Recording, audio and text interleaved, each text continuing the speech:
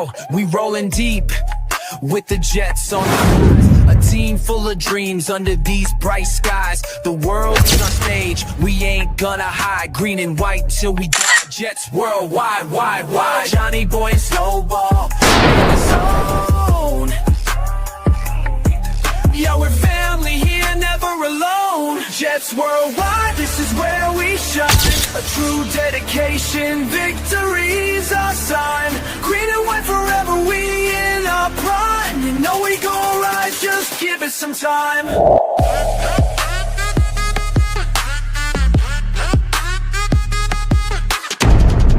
2025, hear the crowd going wild. You know we spitting truth, nothing but style. A city that never sleeps, we going buck wild. Our hearts beat as one. Jets worldwide, wide. Victory's a feeling, we won't let go. Holy cow. My headphones are exploding. That intro was crushing through my head. Hi, happy Friday. Happy Friday. That bass on that track is awesome. That thing bumps. If you guys are in the Virginia Beach area and you hear that song being blasted out of my truck, just know it is probably just, I'm the only individual doing that. But yeah, that is I. Snowball. Dude, where are you? Like, this is probably the cleanest I've ever seen your studio. Thank you. Yes, this is the new room. So we're in we're at High Point University, and I'm in my daughter's dorm room. So it's nice. She has the room by herself, which is good. She's an RA, so good stuff. Yeah, very, very nice. So well, we decorated while she was out at work. Well, I feel like I haven't seen you in about a week now. So in a week, right? Yeah, it was great time seeing you.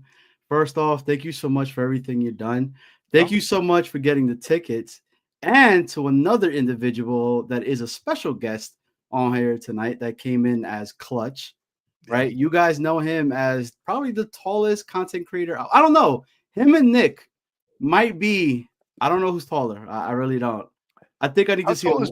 How tall is Jet Central? Oh, I don't know, man. I don't know how tall he is. Oof. They need to have a one-on-one. I really believe they need to have a one-on-one. I want to see who's going to dunk on who, right? So that's what I need to see. But it is Friday, Jets Worldwide.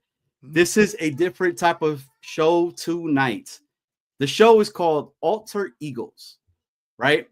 Why are we calling it that?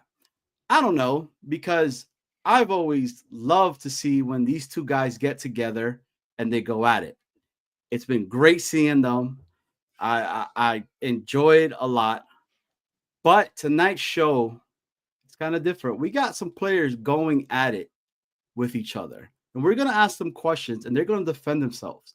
So, for example, one of the new guests might be Snowball, and one of the other guests might be Johnny Boy.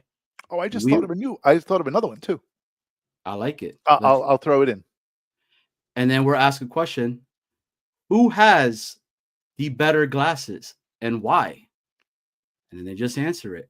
But let's have some fun. It's Friday, and I think we got some more awesome things that are going on after the show. We have a lot of things going on, man. So this is exciting. We got the raffle tonight for the Will McDonald helmet, the autographed Will McDonald helmet. We have the raffle for that, and it's somebody's birthday today. And it is. So big shout out to the Danger Zone. Dano. It's his birthday, and he's in the raffle. So hopefully he wins. That'd be pretty cool. Yeah. What else was I going to say? I don't know. I have anything else to say. All right. I'm done. We'll bring in the guests. Here they come. Coming right at you. No dramatic intros. Just this is Matt O'Leary. And this is Jeremy, that guy, Jets Chaos. Yes, they are here. All right. Hi, how are you? Hola. What's going on? Nice to see you. Listen, it's good to have you guys here on a Friday. Welcome in. You guys heard Johnny about the intro and stuff and how things are going to roll tonight. I'm just going to say this every 5 minutes.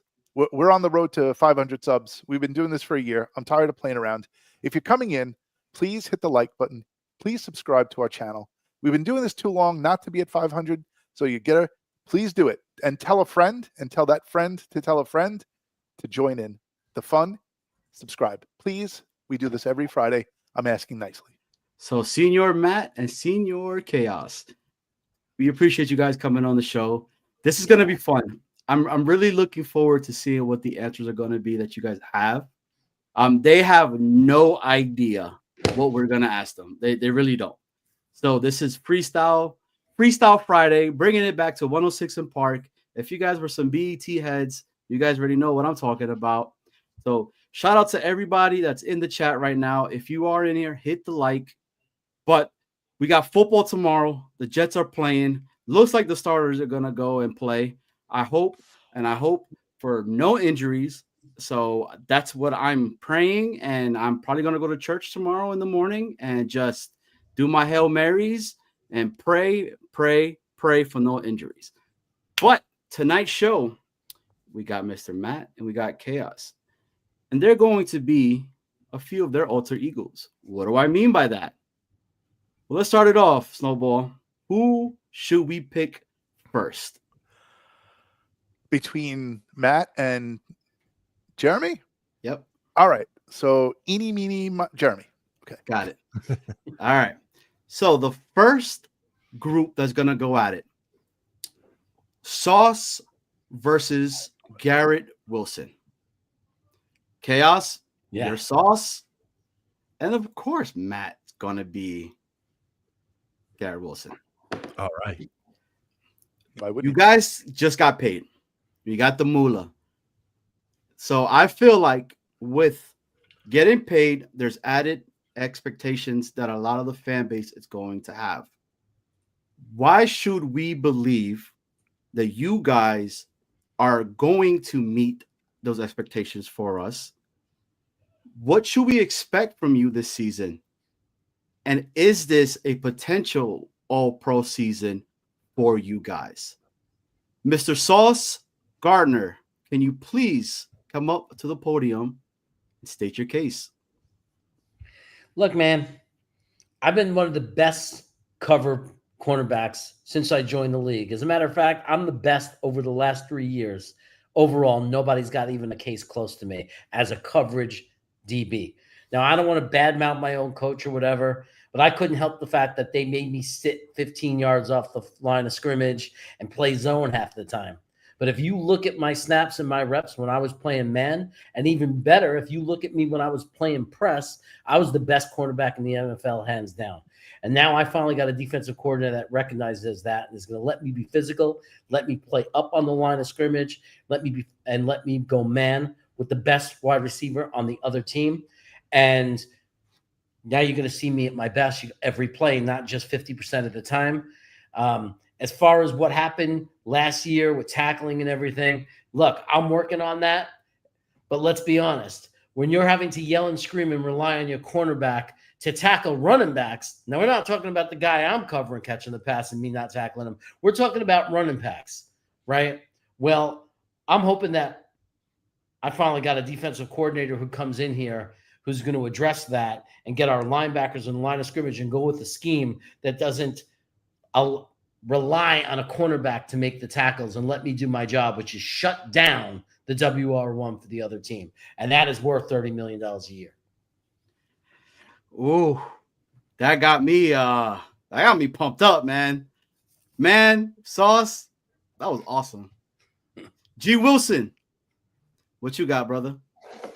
All right. So I have stated that I've wanted to be a Jet for life for a while now and put pen to paper to prove that this offseason. I'm not going to, take the money and just turn into a diva here. If you've seen my production the last 3 years with so many different quarterbacks, and now I'm linking up with my college quarterback who I had a great, career with at Ohio State. I'm excited to be working with Justin Fields once again. So the best is yet to come for me. I've proven that I could stay productive in poor situations. And now I think we'll be in a better situation with a quarterback that I'm familiar with in Justin Fields. So I am ready for a breakout year in 2025. Ooh. Chills. So who's going to be our captain then? Who's going to be the leader in the locker room? Is Between it the going to two be of them? Yeah. Between the two of them? Sauce? Is it you? Is it Wilson? I don't know. Look, we got a lot of leaders on this team. I mean, but GW over here, one of the, now that we got, we don't have a quarterback as our offensive coordinator on the field. Like, this team is prime. We're going into years 4. We're here for the long term. We're leaders on this club, and I know GW is going to lead that offense. He's the best wide receiver I've ever had to cover in practice, more than any other wide receiver in the league. So I know that we're all going to listen to what he says in the locker room, and I'm just going to do my best and be me, and hopefully be a model for all the other players, and they'll look to me as a leader too. Mr. Wilson, thoughts?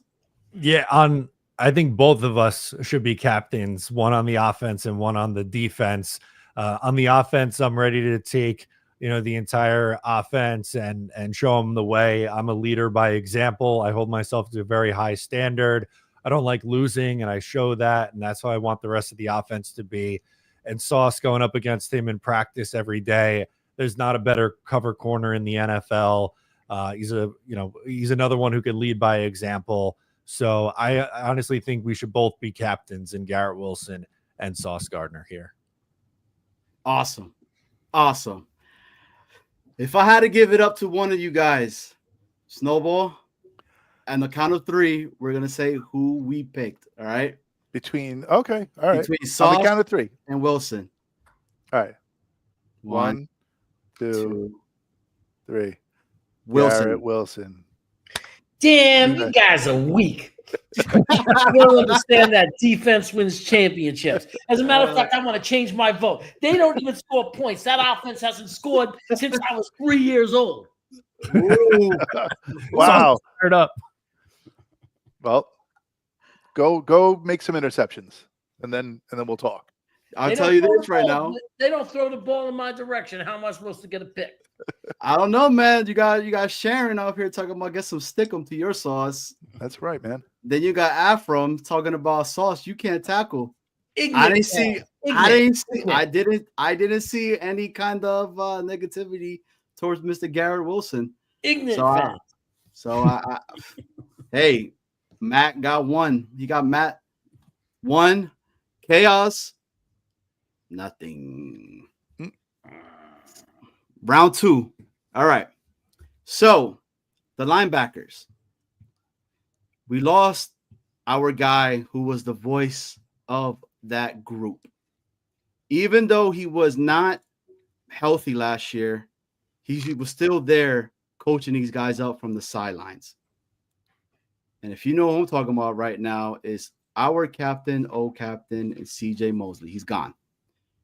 So now you got the sheriff in Sherwood, and you got Quincy. That dude comes out like a damn shot out of a cannon. Williams. So Q Williams and Sherwood. So I'm going to ask you guys this. Matt's going to be Sherwood. Quincy, it's going to be Chaos. All right? Can I ask why the reaction like that, Jeremy? Because one got the sticker, one is clearly the captain and the leader of the defense and calling the plays, and one is clearly a guy who needs to be structured and very well coached because he's an incredible athlete, but if left to his own devices is going to be 5 feet in the wrong place. All right, so then you know what? I'm gonna switch I'll it. be him though. I'll be him. No. I'm gonna switch it. I'm gonna switch it. So Matt, you're Quincy. Okay. Chaos, you're Sherwood. Better. That's my boy. Sure. I'm still gonna beat Jeremy with this, but let's do it. Gotcha. You rigged it, but I'll still beat him. Got it. So last year was a prove it thing for Sherwood and for the whole linebacking core. And we kind of saw it, but we kind of really didn't. This year, there's really no excuses anymore. They got a guy in Wilkes who utilizes the linebackers, who's potentially going to be blitzing like crazy. I think the scheme is going to be a lot better this upcoming season itself. So I ask you guys this. Who is going to be the better linebacker, and who is going to be the captain of that group, and why? I'm going to start off with Matt first. So Quincy, give us your answer. Yeah, Jamian's been a part of this linebacker room for a few years, and he's absolutely deserving of it too. But to make the case here for myself, I had, a ton of experience playing next to CJ Mosley and was able to take in a lot from his leadership over the last few years. And he was a big part of why my game elevated to where it's been the last couple of seasons. Last year, dealing a little bit with an injury, played through it, and back healthy now and ready to have a year like I did 2 years ago in 2023. My brother Quinnen is a big, vocal leader on this team. He's been here since 2019, one of the longest tenured players on our team. I have the utmost respect for my brother, and I want to follow in his footsteps and be a leader on this defense like he is. And I'm going to let my play do the talking. I'm buying into Aaron Glenn and Steve Wilkes' vision. I think we're going to blitz a lot this year, and that fits perfectly with my game. All right. Well, that was actually really good, by the way. I just want to let you know. Told you I was going to beat him. Yeah. Mr. Sherwood, what do you say, my good sir? Look, my boy Quincy's going to get a lot of sacks. He's a phenomenal athlete. He's quick. He's explosive. He's going to make some big plays, and he's going to win the heart of Jet fans. I have no doubt about that. In this system, setting this kid loose, letting him blitz and everything like that. But understand, as far as leadership, I've had the sticker. I've had the sticker on my helmet for a long time now, and there's a reason why I've earned that sticker. And I've learned from the best, from a great captain, from a great leader in Mosley, and I might not have the flashy stats. It might not be the things you see, but I'm going to make sure everybody's in the right position. I'm going to make sure that when you see Quincy making a big play, getting to a running back behind the line of scrimmage, I'm calling that play. I'm making that happen. I'm making the reads. I'm the one they're trusting to do that. I'm the one that's seeing what the offense is going to do. That's my role, is to lead this team in that way. And believe me, I'm fully aware that in fulfilling that role as the leader, that one of the tools I have when I'm calling those defensive plays and I'm making people putting people in the right position for my teammates to succeed, I am very happy to have Quincy right alongside me, because he gives me the tool to pretty much do anything I want. And when I call that play, because I know he's got the speed to be there, and I know he'll be there, and I know he will also lead by example as a role model, as a hard worker. His whole career has been a career of a leader, and I think I've done the same thing. Both of us have. I was a safety drafted in the late rounds, and I've risen to getting this contract and proving myself as a guy that's going to be the quarterback of this defense. And you see Quincy, he got picked up off the garbage heap, pardon my French. There's a lot of NFL teams that didn't know what they were doing when they let him get away, and we picked him up and saw his athleticism, and now you have a dynamic duo in the two of us. So I don't want to put my boy down, but I'm the leader here. Oh, Okay. oh, that's some fighting words, man. These dudes might go in the locker room after this conversation and fight. Ooh. Well, we got all valid points. They really are. They really, really are. And Afram kind of hit it on here, right? So why did they give but Quincy, why did they give Sherwood more money and haven't given you a new contract yet? That's a great question. I would love to stay here with the New York Jets, but I'm going to let my agent and the team take care of the contract. I'm just going to let my play do the talking on the field.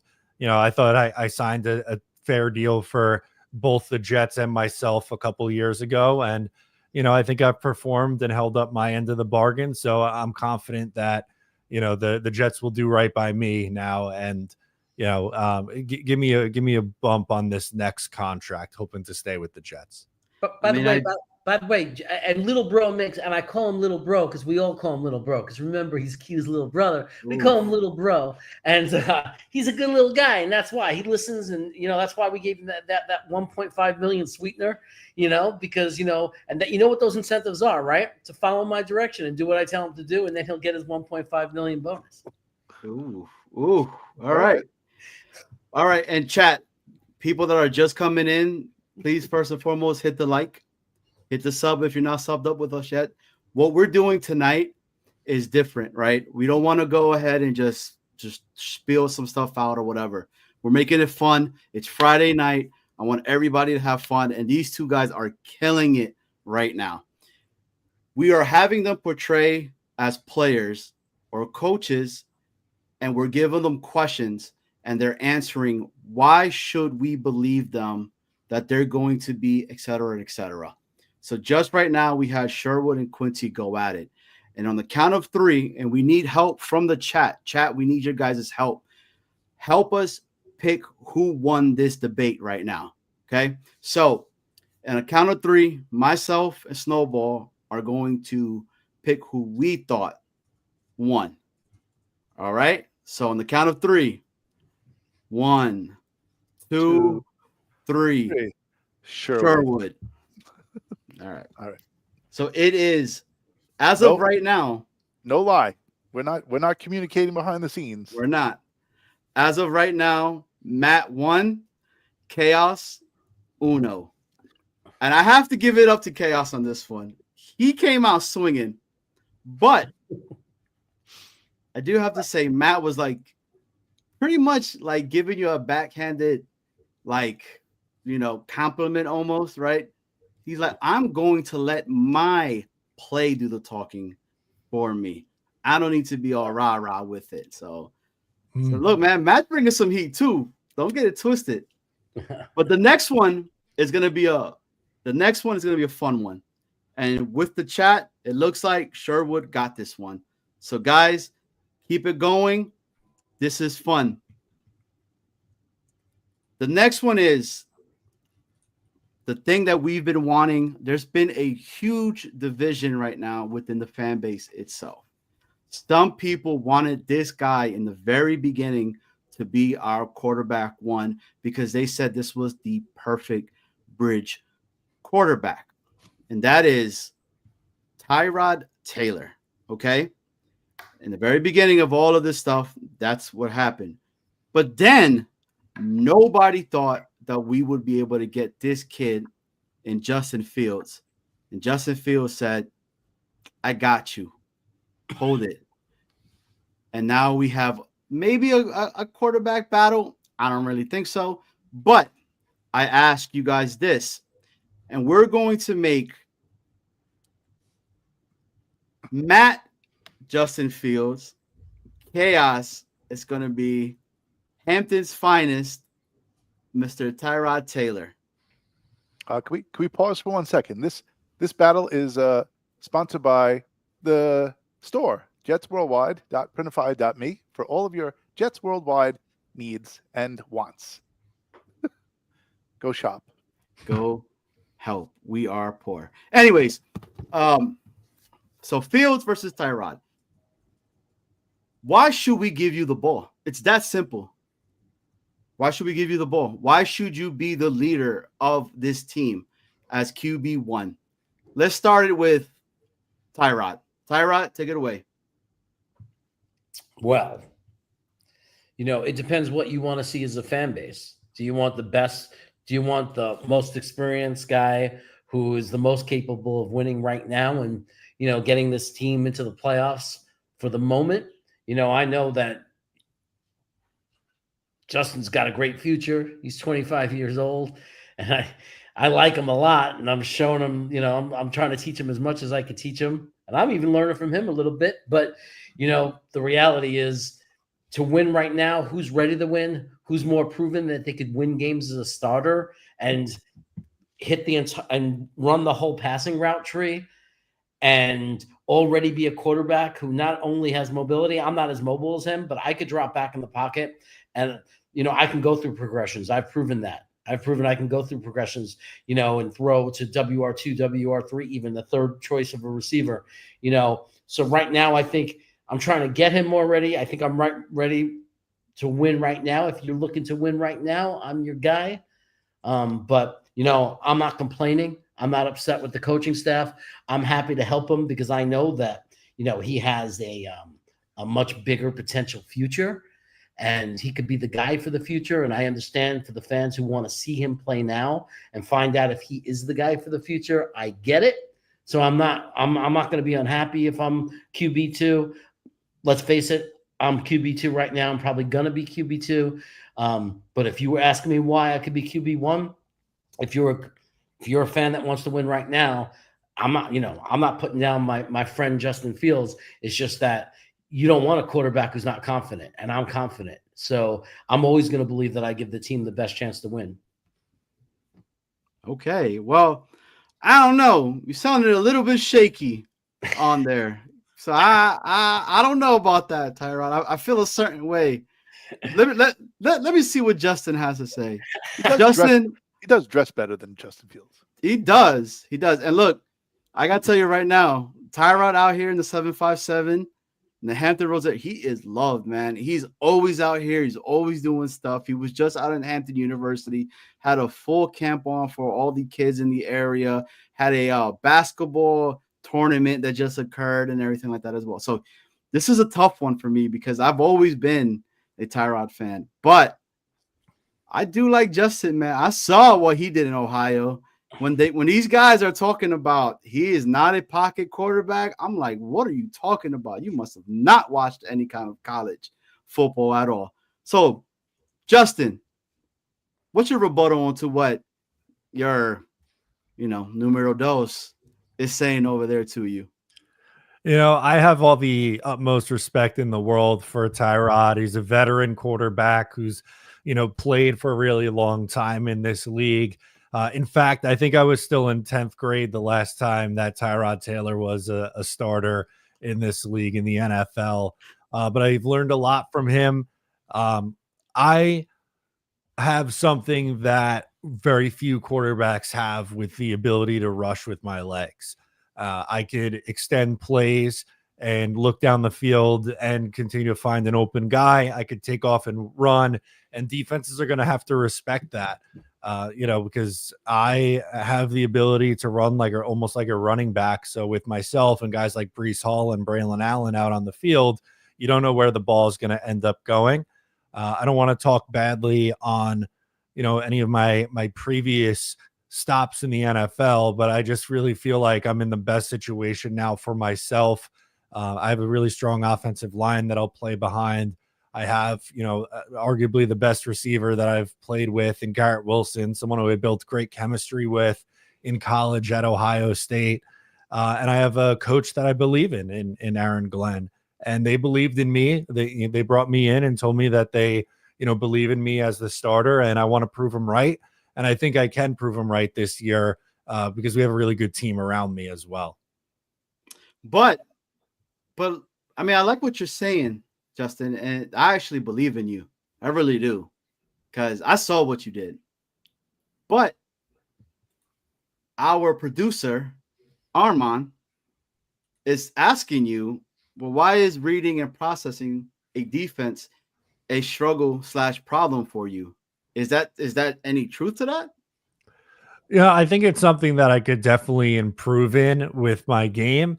I think, my coaches have worked really well with me this past offseason with Tanner Engstrand and whoever my quarterback coach is now that I can't seem to remember off the top of my head. Isn't it Scott Turner? Could be Scott Turner. So that guy. Very excited working with him. I think they've got my head on straight at this point. It was tough my first stop in the league, getting thrown in and having to play right away.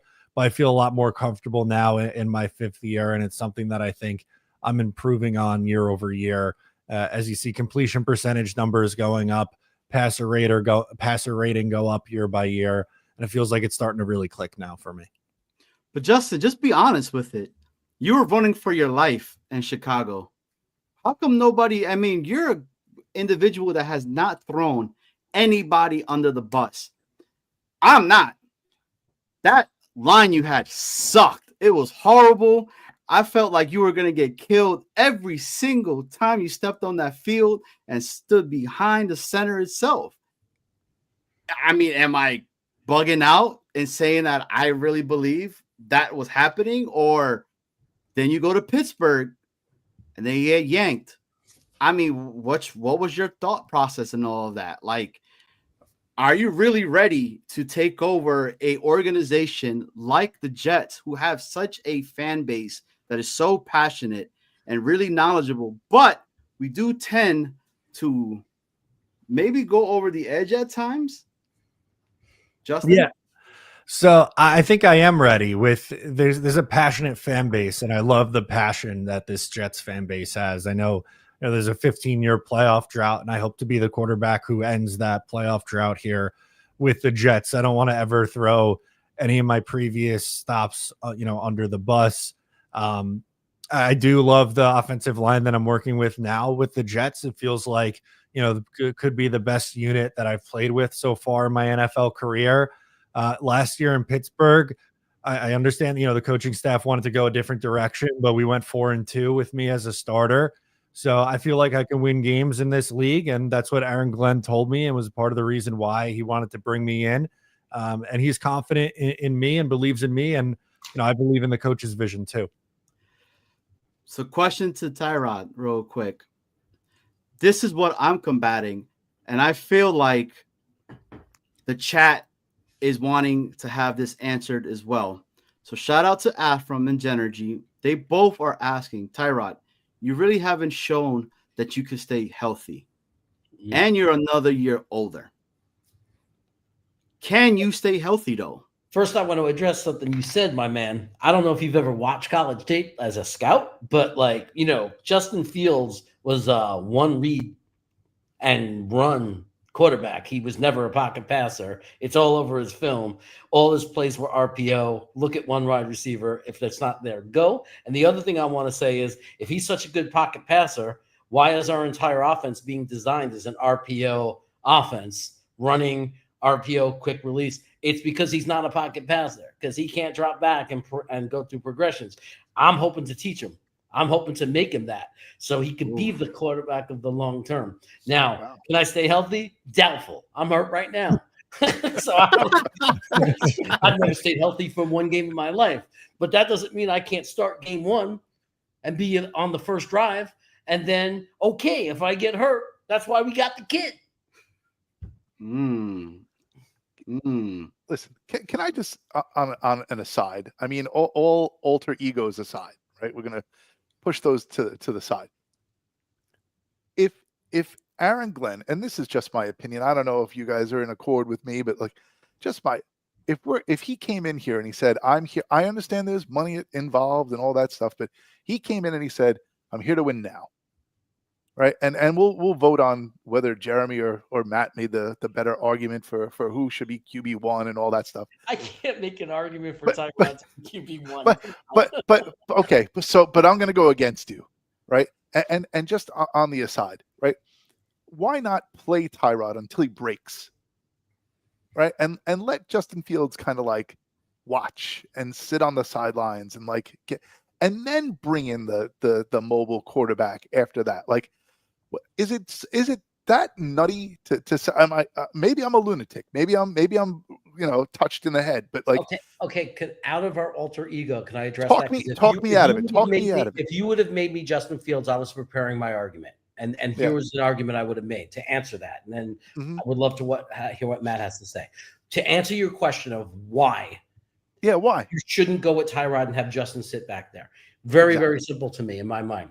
We're not winning the Super Bowl this year, right? And we need to find out. And we know what Tyrod is. And he's not the answer. And he's old. And he's not going to ever be the answer.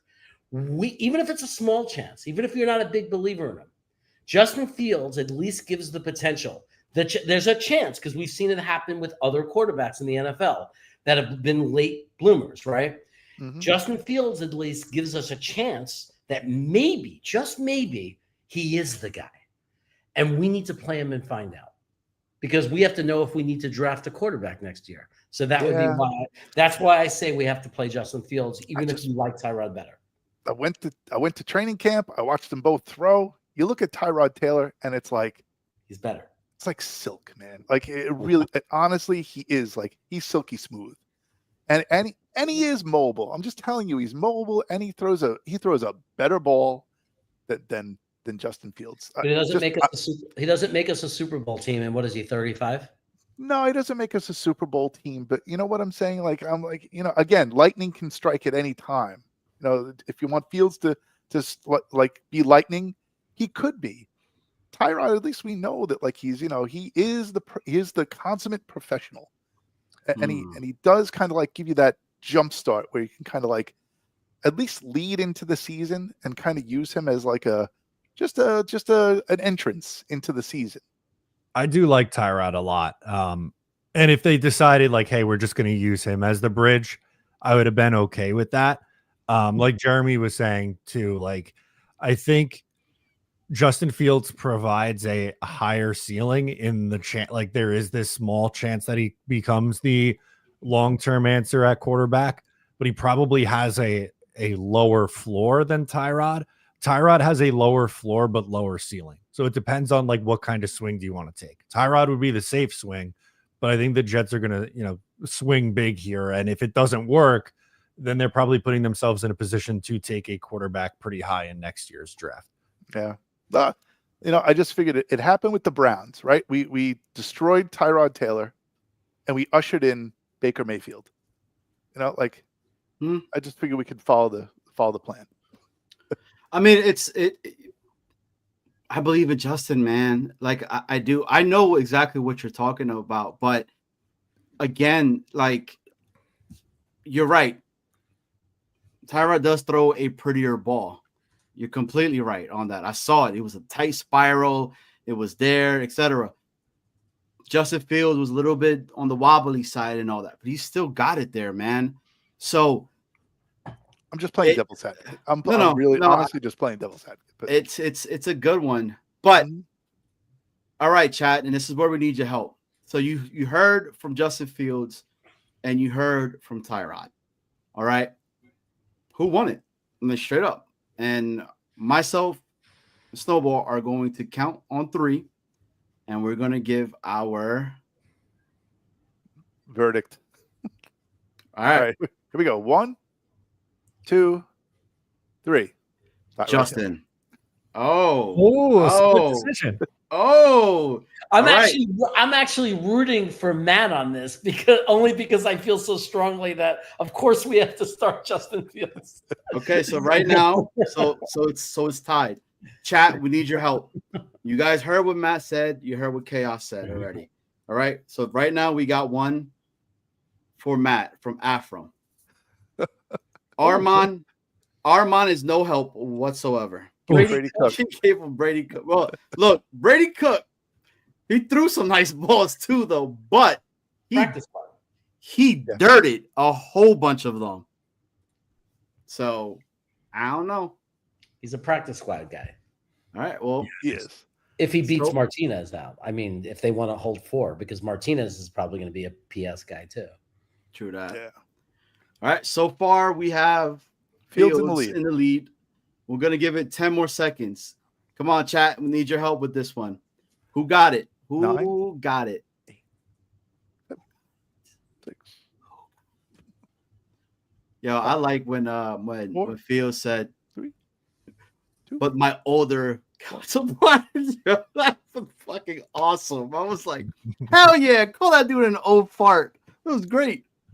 Oh yeah, I gotta get spicy. Jeremy was coming at me the last couple. I was coming at you. I was coming out the play. Spin it how you want, Jeremy. Well, do you know how hard it is to argue? Imagine you had to argue that Tyrod Taylor should start over Justin Fields after we just signed to a $40 million contract. But alter egos aside, it was a valid conversation that people were having that were wanting Tyrod from the jump over Justin Fields. There's And a legitimate possibility. If you held a gun to my head and said, "Who do you want to start this game if the Jets don't win? You die." Tyrod or Justin for one given game with no implications of the future or anything. Yeah, that's a real argument right there between yourself. I don't know. So shout out to 2-5. We see you in the building, baby. Appreciate you coming over. So that one goes to Matt. Matt is in the lead. 2-1. All right. Now the next one. It's gonna be a fun one. Okay.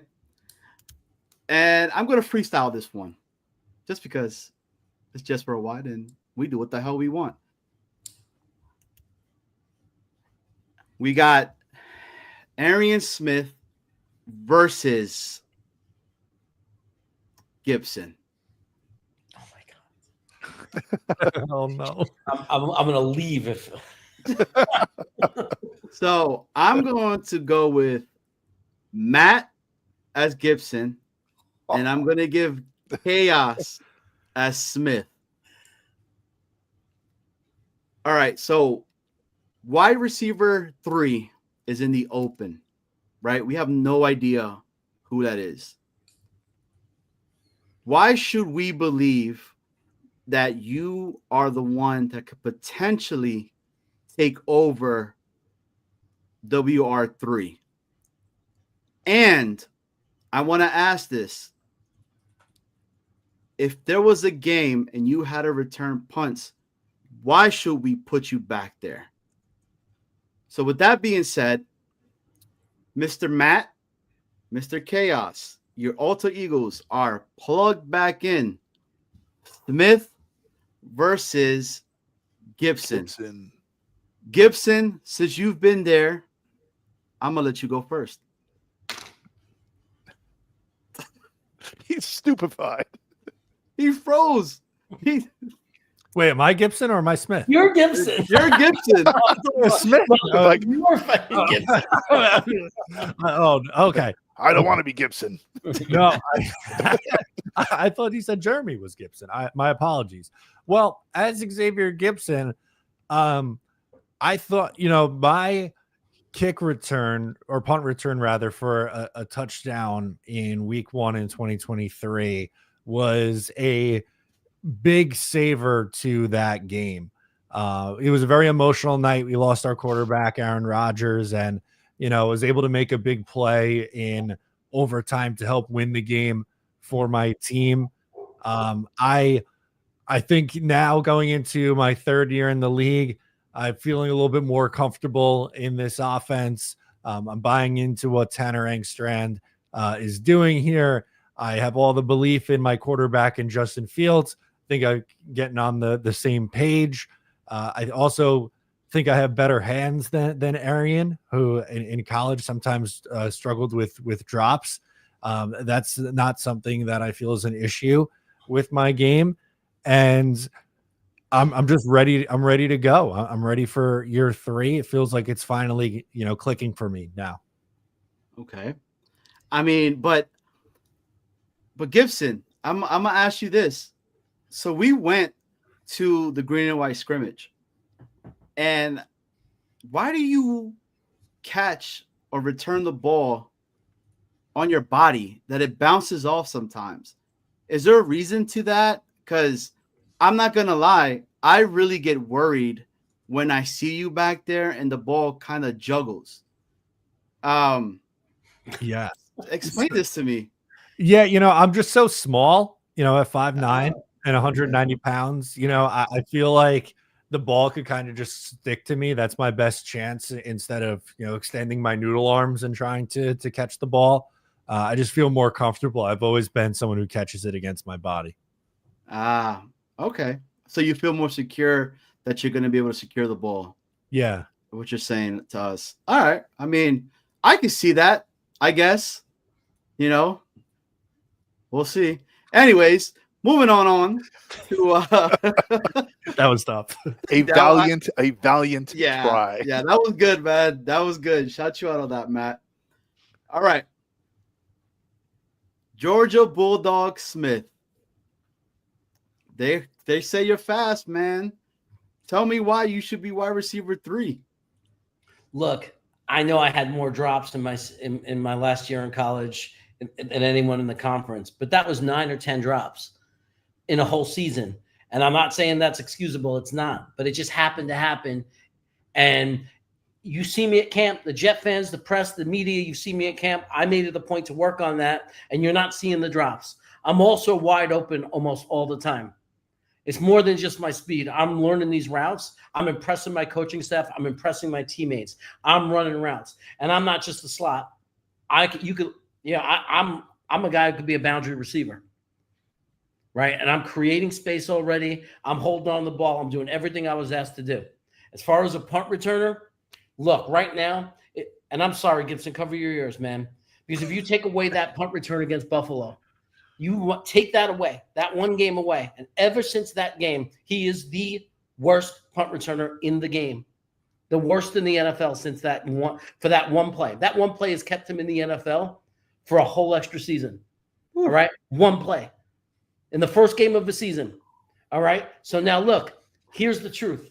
Here's the truth. If they use me as a punt returner, I could literally do nothing and let the ball roll and run out of the way.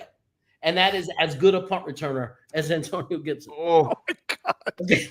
So I cannot be worse. I cannot be worse. You could put a 5-year-old, just tell the 5-year-old, run away, and you're better off. You're better off because at least you're not going to get the fumbles and the risk of giving up a big play, giving up the touchdown. You just take the ball wherever the ball happens to roll and land. Okay? So as a receiver, we know what we're getting for Gibson. We're getting someone who's at best a jag. At best, you're getting a guy who's showing that he's got some quickness. He's a good guy. I like him. But with me, they picked me over Royals. Okay. You had a legitimate prospect in the NFL that got hurt, that slipped in the draft, that could have been a second-round prospect and nobody would have blinked. But they took me because they saw something in me. Coach Gruden saw something in me. A lot of people saw something in me. The only critique people had on me when I was drafted was I dropped the ball a lot. You're not seeing that in camp. And as long as I'm not dropping the ball and you're not seeing that in camp, there's no question that this job is mine and I should be seeing the field more than Gibson. Wow. Matt, I hope you're not taking this personally because you know it is alter ego. So I was put in a tough spot. I mean, you got guys right now talking about Gibson should be cut live right now on here. That was a really good one. That was a tough one for you, Matt, but I think you held your own in that, right? I want to ask Smith a little bit more because I feel like I really don't know too much yet. So I'm seeing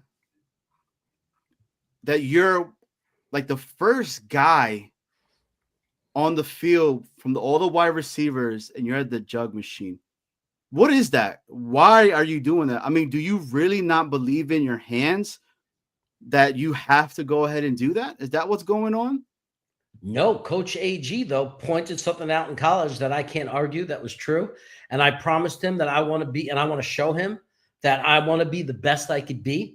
I recognize that it was a problem. It's unacceptable to have those drops. My coach made it very clear it's unacceptable, that I'm not going to be able to be on that field with those drops. So I'm out there every day, first one out there, making sure that I'm not going to have those drops so I could be the best teammate. I could be the best version of myself, the best version to help this team win. I'm trying to win a roster spot. I'm trying to win not just a roster spot. I want to be on that field.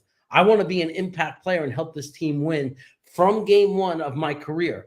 And I can't do that if I'm dropping a football. And I hope that what people see is work ethic. That's me being the best version of myself that I could be.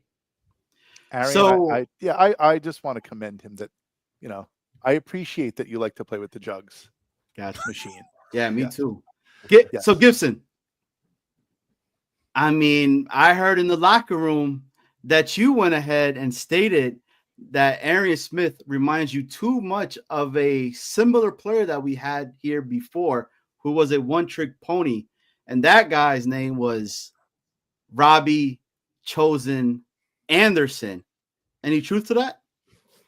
Yeah, there definitely is some truth to that. And like Robbie Anderson went undrafted, and that's where Arian Smith should have went. He was drafted 3 rounds too early, if you ask me. Nut punch. Okay. We're talking about a one-trick pony. How about a guy whose career is all about one punt return? Ooh, oh, shots fired. Shot fired. Okay. Could you imagine if they actually talk like this? That'd be ridiculous. That'd be amazing. That would be great. Like, that would be great. So, chat, need your help on this one because this was a tough one. Not really, By the way, but I just want to do one comparison. This is like Matt had to defend California pizza, and I got to defend New York City pizza. That's the situation Matt was put in. all right. And Well, if you have not checked out Brooklyn Brothers food reviews, please do so. well, guys, I'm gonna say this on the count of 3. Myself and Snowball are going to pick who won, and I think it's pretty straightforward who we think won, right? Because I think so. right. So on the count of 3, 1, 2, 3. Arian Smith. Yeah, of course. So That was a gift. That's an easy one. Listen, is Gibson on this team like after preseason? I think so. I think it's between him and Corley. I think so. Yeah. I think so. So who gets the axe? In your opinion, who gets the axe?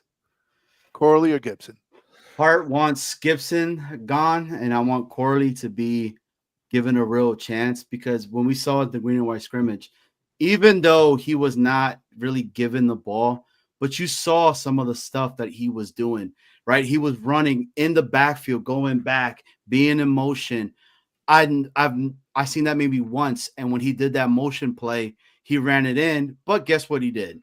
Drops it on the 1, right? So it looks like from what they're giving us a little bit of a glimpse, Tanner is really going to utilize what he has. My biggest thing is who has and who gives you the higher upside. And if I'm being honest with you, I think it's Corley, man, because we just don't know. We know what Gibson is. And Chaos, you said it. He's literally on this team, and everybody goes back to week 1, that damn thing that he brought it back for us. Your guys' thoughts? I mean, I'm just going to say real quick, the one thing that Corley brings better right now, aside from upside, is he is without question, unarguably, a much better blocking wide receiver, which fits into this team's scheme. Mm-hmm. Matt? Yeah, I don't disagree with what you were saying on Corley being an unknown and us kind of already knowing what Xavier Gibson is. I think with the limited opportunities we saw from Corley, even just like this summer, right? Like you had, the fumble in an Oklahoma drill. He had a drop early on in camp, and he's running with like Brady Cook and the 4s, where I think Gibson's running with the 2s a lot more. So to me, that tells me he being Gibson's higher on the depth chart right now. So I think we just have to see it in the preseason. I think if it's going to be Corley who makes the team, I think he's going to have a strong, couple games in the next few weeks in order to do that. Yeah. Sad. Right. It's like, which poison do you want? So yeah, I mean, I think the fans would rather see Corley get another year and are done with Gibson, but we're not there at every practice. And clearly what Matt is saying is, if you look at where they stand right now, the favorite is Gibson based on he's getting the reps with the 2s. Yeah, true. I think it's intelligence too. A little bit, a part of it is maturity and intelligence.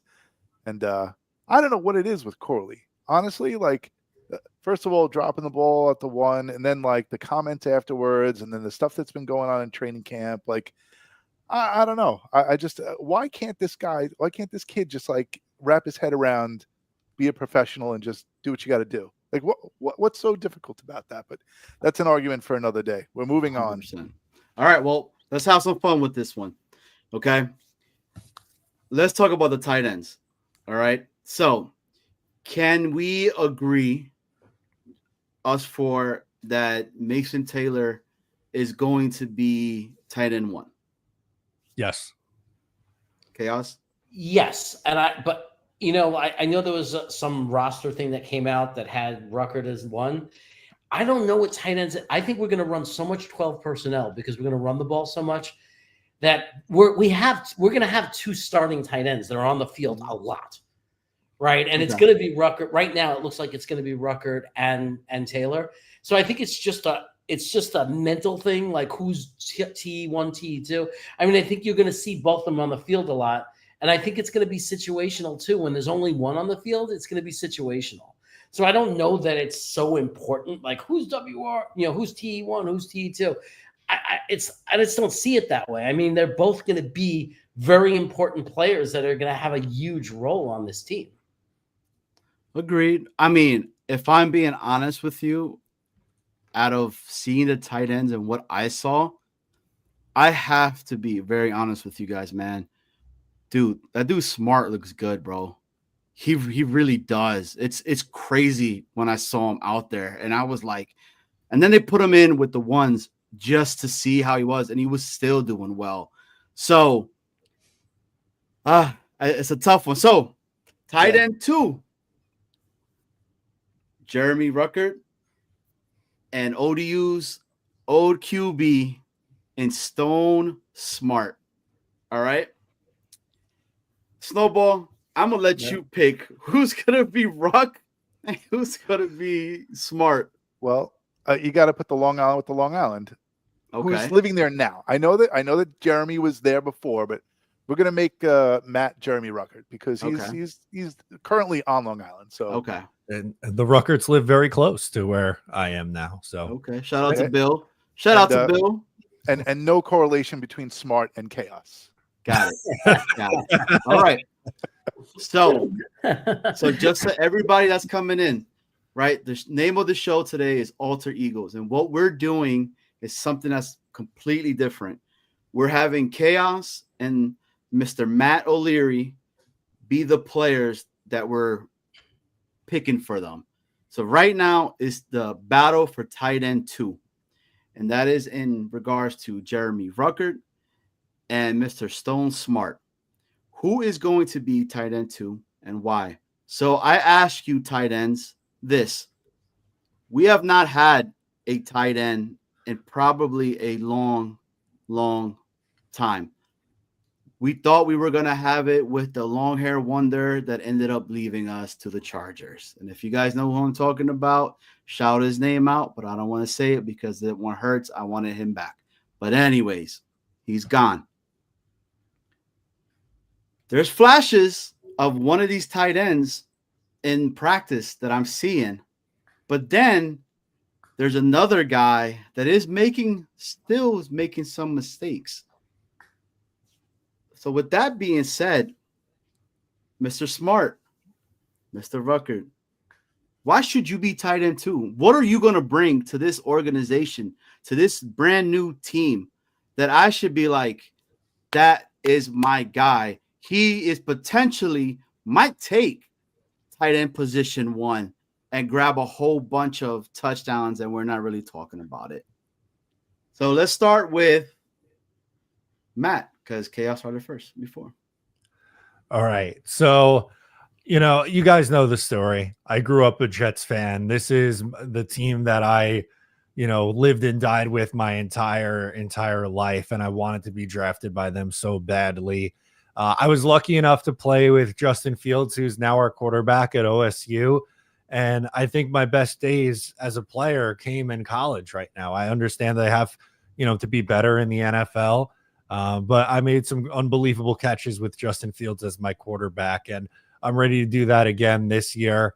Also, Coach Glenn has really talked about establishing an identity in the run game, and I feel like my blocking ability sets me apart from Stone Smart. Stone Smart's kind of like a big receiver. If you want to say that he's a better pass catcher than me, I would absolutely say that. You could make that case for sure. But in this system that we're going to run here on our offense, I think I'm the best fit to be on the field with the amount that we're going to run the ball this year. My blocking is my highest upside, and that's what's going to be used the most. So that's why I should be tight end 2. But All right, but Ruck, let me ask you this, right? What's the deal with you dropping these balls, man? I mean, you kind of made I know you said you love Justin Fields and that was your guy, but bro, they came after your guy, and I don't think it was his fault. I think I'm gonna tell it to your face, bro. I think it was you, man. I mean, am I wrong for saying that?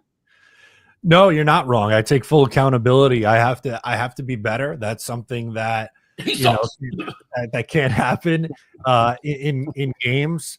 I don't, I take full responsibility, but I don't know. I think Stone Smart's sabotaging me, running some Vaseline on those balls when they're coming my way. So I think he's really just trying to, right off the top of that shiny dome, right onto the ball there. There's a little sabotage action going on, but even with that, I still have to be better. So explain this to me then, because I was high on you when you came out, right? I thought, I was like, damn, this is a Long Island kid, right? It's the dream. It's what, like, all of us that used to go to Hofstra and see all these guys play, that was you, man. This is you, right? And you come into this and you regressed each year. What's the reasoning behind it? Again, I could take responsibility on that. I need to be better as a player. I think our scheme was not up to par the last couple of years. In year one, I was behind two veteran tight ends in Tyler Conklin and CJ Uzama. So it was tough to find playing time. And then Nathaniel Hackett comes in with Keith Carter. And I don't know if they had the best game plan and best scheme to get the most out of our guys up front. And I'm confident in our new offensive staff to put our players in the best situation for them. Ooh.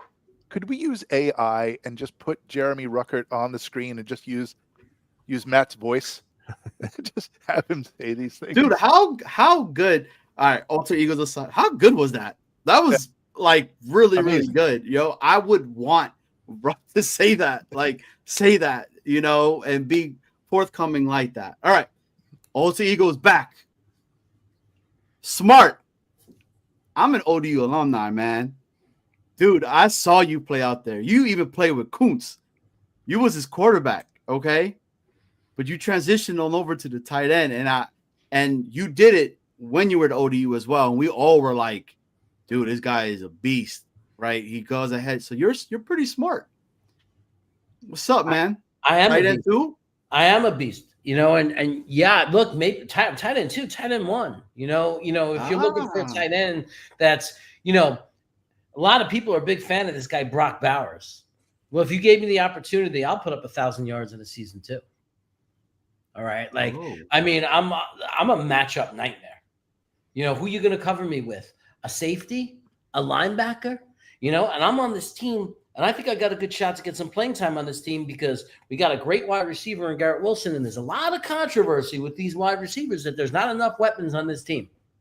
Well, there's a weapon on this team. There's an athlete. You said it yourself. I've played quarterback, so I understand offenses, right? I am smart, literally.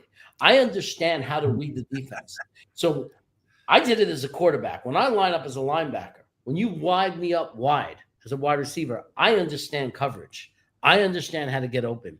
And in the limited opportunities I was given, because I was new to the position, but, the LA Chargers gave me an opportunity. And the fans saw it.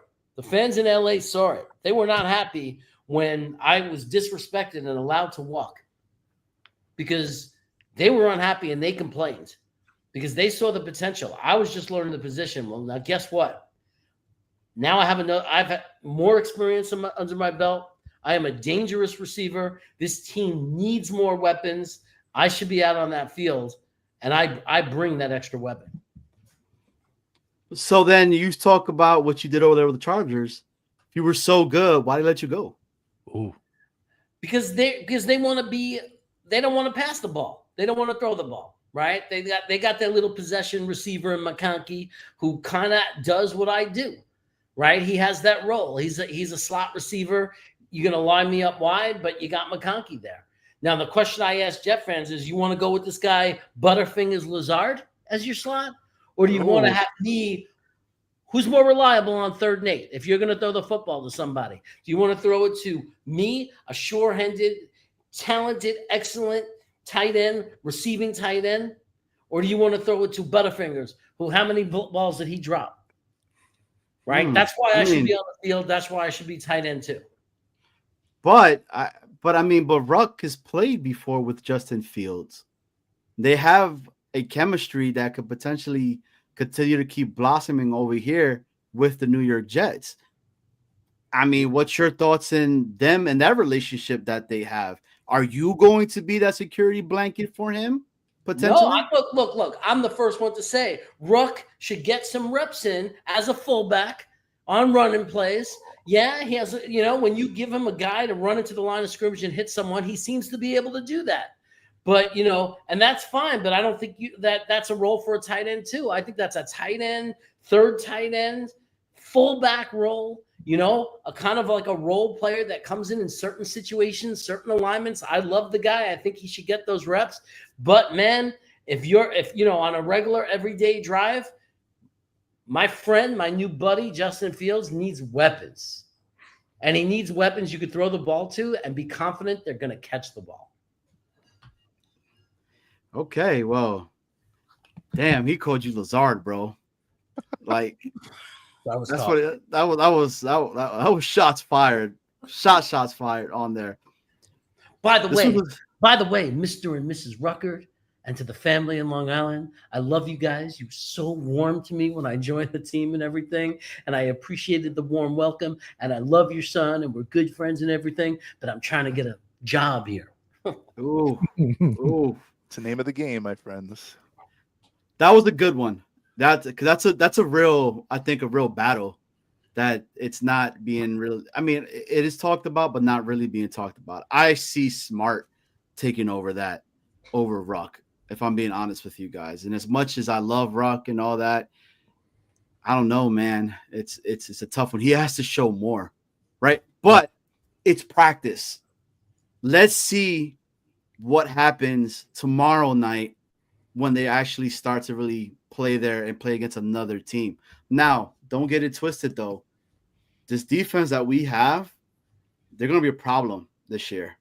They look hungry.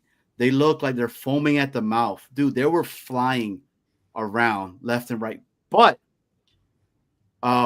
it was Ruck, wasn't it, Snowball, that put that hit on that safety when he blocked, and then I think he broke his shoulder.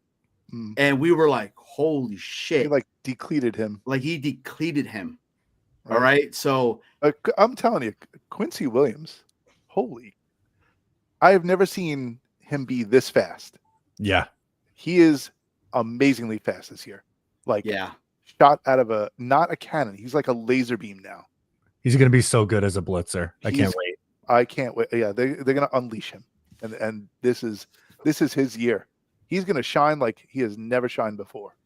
So, chat. By the way, I just want to throw in one thing. From what I hear, I know there's been some drops, but in the majority of practices, Jeremy Ruckert's been having a very good camp. I know there's some things that stick out and fans want to remember the bad thing that happens, but the reality is day in, day out, if you listen to Aaron Glenn, they are very happy with Jeremy Ruckert. Yeah, sure. Dude, he blocks, bro. When they were saying that he had issues with blocking, I was like, where? Because that dude, he blocks. But anyways, it's coaching. Yeah, it's true. It is coaching. I mean, he literally has had for the first 3 years of his career a coach that is known for saying one thing: if it moves, hit him.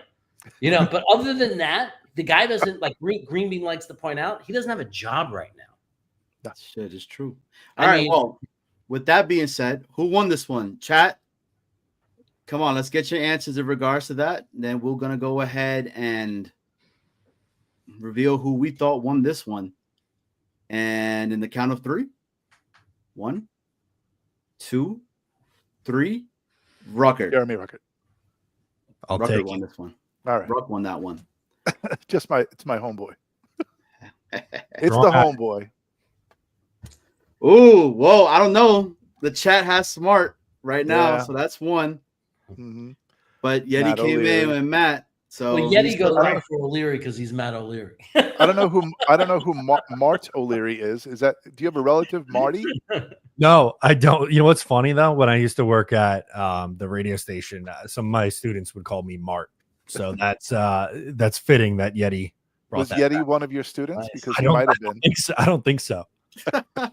Well, looks like Ruck won it. We got it from Leedy, Yeti, Afram, and Hep in regards to that. I just want to say one thing, Clancy. If you're saying this is the first time you heard that Ruckard's having a good camp in a lot of his practices, then you haven't been listening to the press conferences.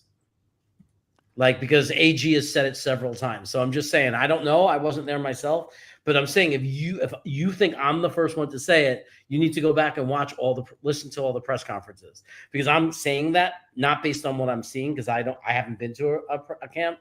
I'm saying that based on what I'm clearly hearing Aaron Glenn say. And I think that's worth a like and a subscribe from everyone Agreed. in the chat if you have not already. Yeti is saying Mart, Sars, Sour, everything. So if you believe that, God bless you. These are the alter egos of the players that we're talking about. Okay, those are the names. All right, but let's have fun with this. We haven't talked about special teams, and I think special teams is something that needs to be talked about. Oh God. Let's talk about the kickers. All right, because I cannot name you right now who our punter is going to be, so I'm not even going to attempt in talking about that.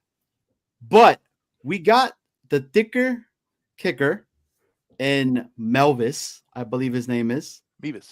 Mevis, whatever. Beavis, the same old thing. You gotta have the right tool for the job, Beavis.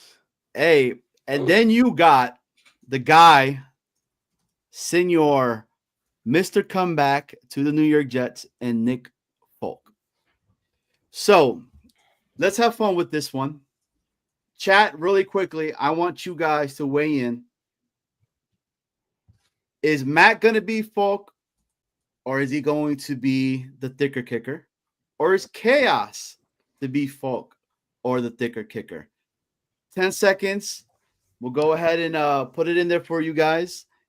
Who is going to be who? And let's go.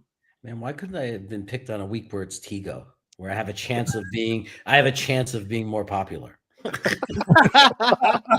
Oh, Who do you want him to be, Snowball? I want Matt O'Leary should be the thicker kicker. Okay. Wow. I think he should. Well, just because of I think I'm just going with age. okay. Okay. So the wisdom, the age and wisdom and experience goes with Jeremy. I'm trying to be nice. Well, so far in the chat right now, we have Matt Mevis. Yep. So we got John.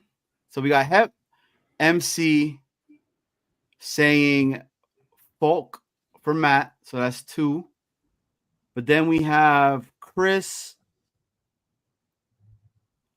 saying Folk for Cass. So that's 1. Afram coming for me. Afram going out Folk. Jeremy wants to be Fulf.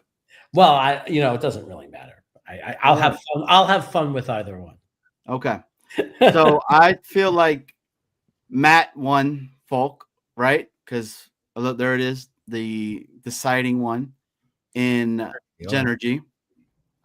And then the thicker kicker. Oh, no. Stack just came in. It's tied again. Shit. We need one more. Yeti, where you at, bro?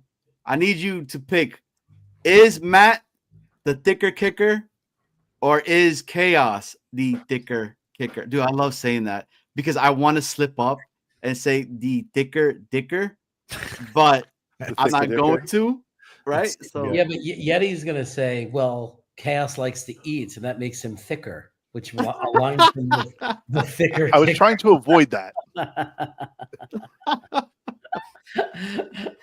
I don't care which one, guys. I'm good either way.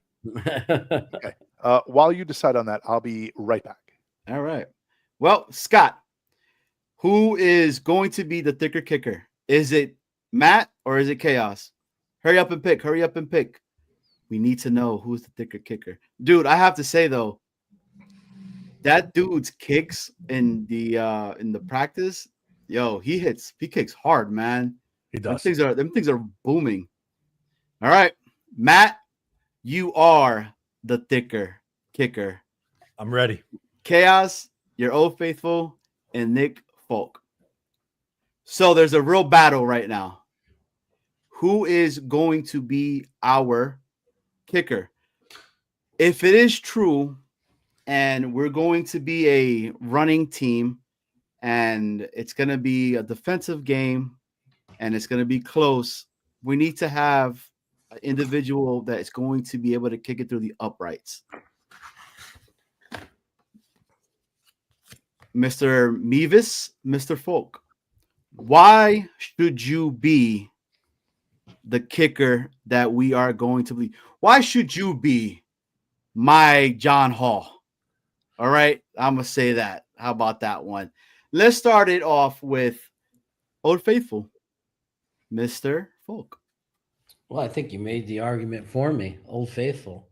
I mean, if you're looking for a guy that has a better chance at kicking a 60-yard field goal, my hat's off, and you could see it from the shininess of my alter ego. But he has a better chance of making that 60-yard kick. There's no question about it. But like, what are you looking for? What comes up more often? How many? If you look at the majority of kicks and the distances, and what do you want as a Jet fan? You've known me. I was here. And a lot of people agree that it was a huge mistake letting me go. And I've turned some, and especially with my performance for the other teams and the other stops I've made, a lot of people, especially that grumpy, ugly, smelly guy, Greenbean, he complains about it all the time. Like, why did we let Nick Folk go? Why did we let Nick Folk go? Even Tigo, that Weasley guy, right, that wants to be everybody, and irk everybody. He even admits that he's a kicker guy. And I don't think that little Weasley guy wants a guy that kicks a 60-yarder but then misses two more during that football game, right? So I'm not going to lie. I like the thicker kicker. He's my friend, and I'm making an argument to keep him around. Like, maybe he could do the kickoffs, and maybe he could be the guy if we are 65 yards out. Now, it's hard to convince your coaches to keep two kickers on the team. Mm-hmm. But I think there's a reason that the Jets went out and got me, right? They had two kickers in this camp.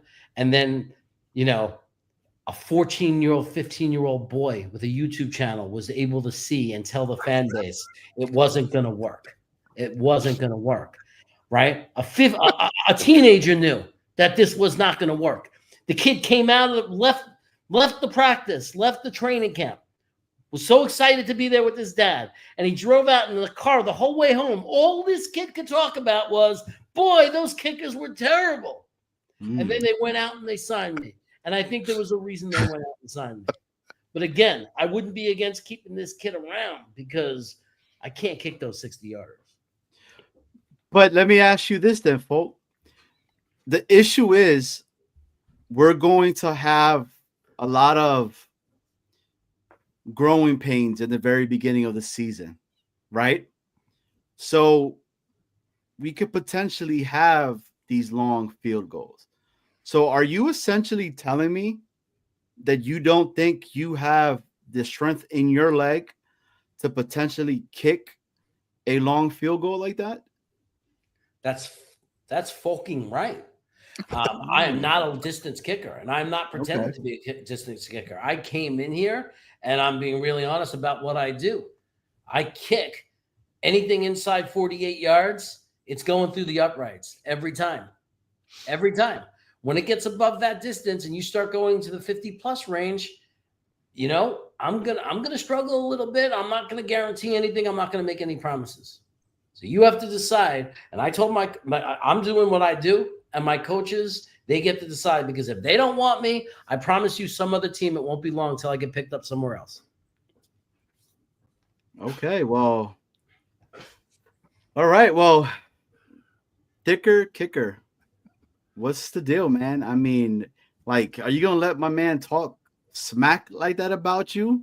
Because my understanding, what I'm coming from that whole conversation is your long game and your long stroke is all but there. He's more of the short kicks. Yeah, I think Nick made a really compelling case for himself, and we've gotten pretty close since he's gotten here. I actually helped him file for AARP the other day, because he's getting up there. And I just want to point out that this year, I think the fan base realizes, and I think the team realizes that they are trying to build for the future. And Nick Folk, who will turn 41 this year, I don't know how many more years he has left. So this might be fine as a 1-year stopgap, but I'm 23 years old. I think I could be the kicker of this team for not only this year, but for years to come. And then you won't have to worry about the field goal kicker position for hopefully another decade. I in college, I hit a 61-yard game-winning field goal. I think I've, proven that when the pressure's on, I have the ice in my veins to make a kick, to win a game in a really tough spot. I have the leg to do it. Again, I know, Folk's done it a long time in this league, and he's a really good kicker, but I'm confident in myself that I could be a really good kicker too. And I think I just need the opportunity. And if the Jets give me the opportunity, I'll be here for a long time. Now, I just want to clarify. Did you say that you had the ice in your veins or the Italian ice in your veins? Both. Both. The rainbow ice in my veins. The rainbow ice. Good. Very good. Okay. Well, this is a tough one, man. This is a hard one. For real. All I can think of when Jeremy was doing the Nick Folk, all I could think of was, I don't know if you ever saw the Sally O'Malley skit on SNL when she plays the 50-year-old and she's like, I stretch, I kick, and I stretch. I'm 50. That's it. If you haven't seen it, look it up. He is the old man. But Matt brought he did bring a valid point. This team is going with the young movement right now, right? The youth movement and whatnot. So, but again, Chaos says it. I'm faithful, baby. You already know what you got with me and all that. With Mevis, we have no idea, right? But yeah, isn't there some kicker that kicked until he was like 46 just recently? For Baltimore's Justin something, Tucker, or some kicker is like in his mid 40s and still doing it. Man, then he screwed it up. But anyway, yeah. All right. Listen, we were training camp, and I have to say, Folk hit from 53. He did. Mm-hmm. Actually, he hit from 80 if we're counting the phantom kicks that they were doing. That's true. So actually, you know what? We got the two kickers in here. Yeah. Okay, justify the phantom kick. Yeah, Mr. Thicker, can you please explain to me what's the deal with these phantom kicks? Why are you doing this for?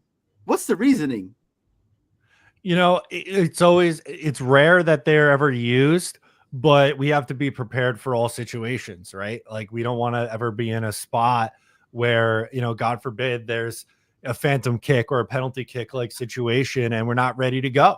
So yeah, I know that some people might think it's a waste of time, but I'm just saying that we have to be prepared for anything. That's why I want to keep the boy around. That and his thickness. Just say that out loud. All right. Well, Snowball. Yeah. Who's the winner? In the count of three. Jesus, I don't even know who the winner of this is. All right. Okay, I have a winner. All right. Say it in Italian. Say it in Italian. Yeah, count. Oh, 3, 2, 1. That's definitely Italian. But 3, 2, 1. Thicker kicker. Oh, see, I said Folk. Ooh, another split decision. Okay, chat. This is up to the chat now. Who won it? Do you believe the thicker kicker is the guy for the future, or is it Nick Folk? Hey, O'Leary, who do you, as ourselves, who do you want to be our kicker? Who do you think should be the kicker? Nick Folk. Okay. So, I don't know if that really helps or hurts my cause, but maybe Well, I think that it's two different things. I think that we all agree, Folk, but I think you did a better job considering the person you were representing. Okay. So far we got 2 for Folk, 2 folks, one for thicker. thicker, 3 3 folk, now. 1 thicker. Folk thicker. For week 1, folk. For week 18, door number 3. Attaboy, Dano. I love Dano. I love wearing my Grateful Dead shirt because I always think of Dano, like kind of like a cartoon version of him, like in a pool house holding his beer, wearing a Dead shirt and like waving at the camera. but let's be honest Folk. with this, right? Because I think Folk won it. Folk won it, right? So Folk won this one, right? So it's tied right now, 3-3. But alter egos aside now, and it really needs to be talked about, the kicker situation. It's a legit thing right now. Like I don't think it's going to be this high powered offense that we're thinking. Well, we're not thinking because we're thinking it's going to be, pretty much rushing and whatnot. But is that important? I mean, can that shit win us games? Yes. Yeah, I definitely think so. And that part of the reason, if I had Nick Folk, the argument that I would have made is I think he's at least more proven right now. And if you're going to be a team that's going to rely on your defense and run the ball, you're going to play a lot of tight, low scoring games, and you can't afford to have missed field goals and missed extra points. Right. So I think it's going to play a huge factor, honestly, this year. You can't thick around. And a lot of just because whenever I talk about swaying towards the younger player because for the future, at the same time, it's been a long time since we've been in the playoffs. And if there's any chance, like if our defense, and I don't think this is impossible, is a top 5 defense this year. I'm not saying it is going to be, but I don't think it's impossible. I think we've got a lot of good defensive players. And if this coordinator does a really great job, I think it's a possibility we could be a top 5 defense. And if that is true, and we're a top 8 running team, there's a chance we could sneak into the playoffs. The last 8-9 games of our schedule, I'm not saying it's easy, but they're all winnable. They're all competitive games. And if we have this top defense and we're running the ball really well, there's a chance that we could slip in. We can get to 9 wins, 10, whatever it is. If there's a chance, I certainly don't think that whether we're a Super Bowl contender or not, want that chance to slip away because of some missed field goals. Yep. Agreed. So exactly. So you guys took it and ran with it, and I'm on the same boat. Jeremy, the second person I've heard that has squeaked out a little, we could make the playoffs. Could. Second person. I mean, I think that if we did, and you said, well, how did they manage to do that? The answer would be their defense was a top 5 defense, and they ran the ball like crazy effectively. That would be the reason why we're able to make the playoffs. I'm certainly not going to predict it's because Justin Fields all of a sudden threw 30 plus touchdowns with only 8 interceptions and 4,000 plus yards. Very good. I would like to publicly thank Ferris Grimm for subscribing to the channel. Just came up on my phone. New subscriber. Gracias. Thanks, Ferris. All right, guys. So we're gonna have fun with these last 2 ones right over here, and then we probably be wrapping it all up. I don't know what that is, but anyways, that's for another show. You don't know how to wrap it up? Yeah, pretty much. All right. But Whatever. Anyways, let's have some fun real quick, guys. Okay. I'm gonna let you guys pick. Do you guys want to go GM and head coach, or for the next round, or do you want coordinator and coordinator? Oh, maybe coordinators. I like that one. Chaos. Whatever O'Leary wants. All right, let's do it. All right, so we got the vet in Wilkes, and we got the rookie in Tanner.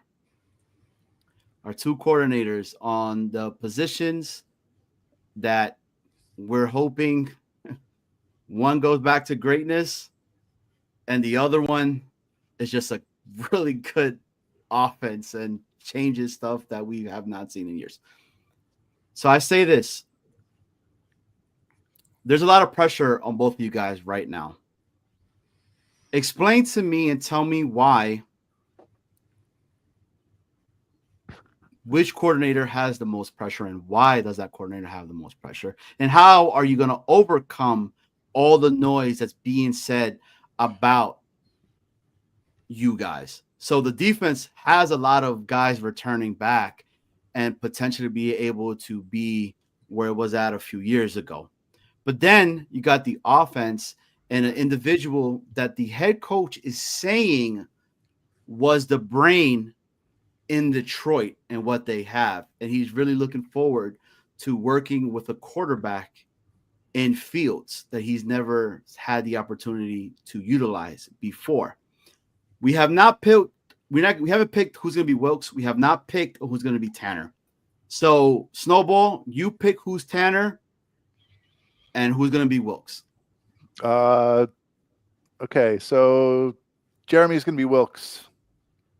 And we're going to make Matt Engstrand. Okay. Is it because of the height difference? Oh, no. Okay. Just you said something about intelligence. So Got it. All right. So you guys heard what I said, right? So we're going to go with, I'm thinking of a number between 1 and 5. Chaos? 3. Matt? 5. He won. Easy. All right. Tanner, talk to me, baby. Let me know. Yeah, so there's absolutely a ton of pressure on me coming into this year. I'm a first-time play caller on a team that historically does not have a very good offense. But what I could tell you is while there is a lot of pressure, I'm ready to take over this opportunity, right? Like during my time in Detroit, I got to work with the great Ben Johnson. He got himself a head coaching gig, and I wasn't just getting coffees for Ben. What we were doing every week, Ben would, when he would do the installation process in the offense, my job was to go to each positional group and tell them what they were doing on each one of these plays. So my communication skills that I was able to get doing that, I think is going to really help me at the NFL level as an offensive coordinator. I know I haven't called plays in the NFL yet, but I did do it at the collegiate level. I feel comfortable with it. I got to work under the great Jim Harbaugh at the collegiate level. So I come from, a long line of working under great head coaches, and Aaron Glenn's going to be, the next great head coach that I'm able to work under. And I'm excited for this opportunity to work with Justin Fields and make him the quarterback that I know he can be. Woo. All right. That's my man. Damn. Hell yeah. I'm ready to run through a damn wall after that. I hope that's how he talks. I really do, man. All right. Mr. Wilks. Hell yeah, there's pressure on him. This fan base is fed up. They are tired of not scoring points. There is pressure on this offensive coordinator because the truth is, we have a defensive-minded head coach, whether he likes to call himself a coach of the team or not. The reality is he was a defensive coordinator. So all the pressure, because the only offensive mind we have on this team is this rookie over here sitting next to me. But I'm going to sit there and I'm going to say I need to talk about why I'm feeling pressure, so I'm going to do that. Even though I totally acknowledge, my friend, there is so much pressure on you. It's ridiculous. But here's why. Are you conceding, Steve? Here's why there's pressure on me, though. Okay. Right. I'll give my argument because I'm here and I have to give my argument of why there's pressure on me, right? You understand that, right, MC? I have to give my argument. I have to give some reason. But Wilks, I have to say this.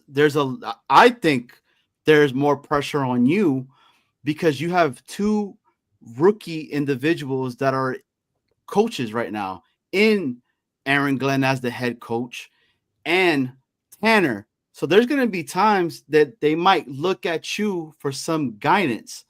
You don't think that's more pressure on you? Plus, well, I'll tell you why. I'll tell you why there's pressure on me. Okay. All right. Let me know. I'll tell you why there's pressure on me. In the last bunch of years, and probably historically, the last few years, I mean, everything about the New York Jets and the history of this franchise overall has been defense, specifically since 2010, right? Which is half the fan base is that age. They don't remember anything else. Rex Ryan, defense. In the last 4 years, 2 of those last 4 years, we were a top, what? Some people say top 3, top 5, depending on the metrics that you use. Unarguably, this team was a top 5 defense. And this team has a lot of those core players still there. Quinnen Williams is still there. Sauce Gardner is still there. Everybody likes Sherwood, and there's no excuses for me, right? I mean, I have all pro players. There's more stars on my side of the ball. Okay, he's got 2 rookies on his side. 2 he's got a second-year tackle who only played 11, 12 games because he didn't start the season. He's got a rookie tackle. He's got a quarterback that's a project who's had 4 years and hasn't been successful. So if he doesn't play well, he's got that to fall back on to say, well, nobody's been able to help this kid, right? He's got a tight end room with a rookie and then a guy that everybody considers a bust as his tight end too. He's got a wide receiver room that nobody likes. They have 1 wide receiver and everybody says it's a disaster, right? So so you could argue that's pressure on him or less pressure on him, because if he loses, look what they gave him. But look what they're giving me. They're giving me a defense that in the last few years has been a top 5 defense. What excuse do I have to not be in the top 5? What do I fall back on? If I'm not a top defense in the NFL, how is that not all the pressure on me? You think it's good that my head coach has a defensive background? How about he's looking over my shoulder, judging everything I do? Ooh, true. You think that's pressure on me? So look, if he fails, he's got fingers to point. There's a lot of problems on that offense. There's a lot of question marks in that offense. The wide receiver room, the inexperience of the tackles, the tight ends after the tight end 1, who's a rookie. You're relying on a tight end 1 rookie. The only thing this kid's got that he can have, that he has pressure of is his running backs. Yeah, you got a great running back room, but he has a lot of fingers to point.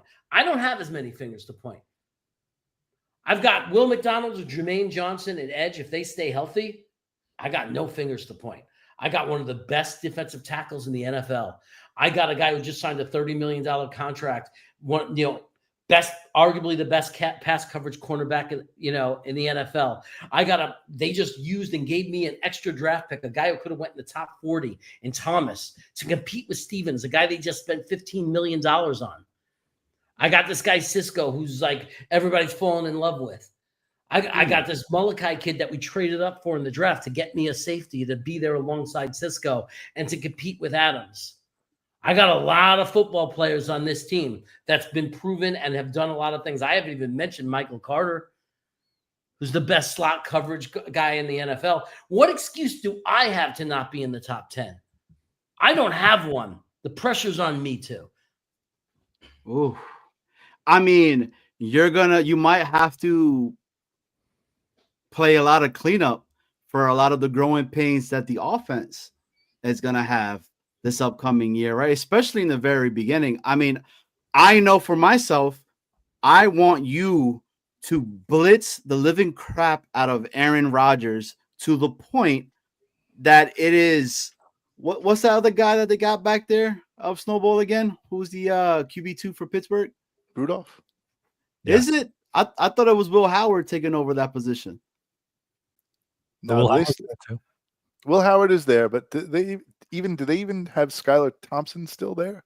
I don't know. Who cares? But I just want who cares? I just want them to beat the brakes off of that team and come with a dub. And Wilkes, let me ask you this. Are you working on, do you believe, or any of this hype that Sauce should be grabbing more interceptions, or continue on shutting down the player that he has at task for him? Well, look, the problem and the dilemma with that is if that Sauce Gardner does his job to the ability that we've seen in his prime and his best, He can't get interceptions because no one's going to throw the ball there. Ooh. Right. So it's, I mean, the reality is Darrelle Revis, people try to criticize him, Asante Samuel, because he didn't have enough interceptions. Darrelle Revis didn't have interceptions because for the bulk and prime of his career, the ball didn't go there. And isn't that what we want for Sauce Gardner? Don't we want him to be so good that the other team loses that either their WR1 or that side of the field because it's not even an option because Sauce is Sauce? So the reality is I want him to get interceptions if the opportunity is there. What scares me, if there's a lot of opportunities for him to get interceptions, then he's not the Sauce that we're hoping to see. Because the Sauce we're hoping to see, the best Sauce that we have seen, does not get the opportunity to get interceptions. He rests his case. He does. I mean, this was a good one. All right, guys. So this right now, they're tied 3 apiece. Chat, who won this one? We need your help on this one. This is a tough one right here. Matt Engstrand or Jeremy Wilkes? Yeah. Who is el ganador? ¿Quién ganó este? I know who I know who won on this one. So Bullish. I say, yeah. What do you say? I say we all won because this has been an awesome episode with you guys. Kudos to Mr. Jets Chaos and Matt O'Leary.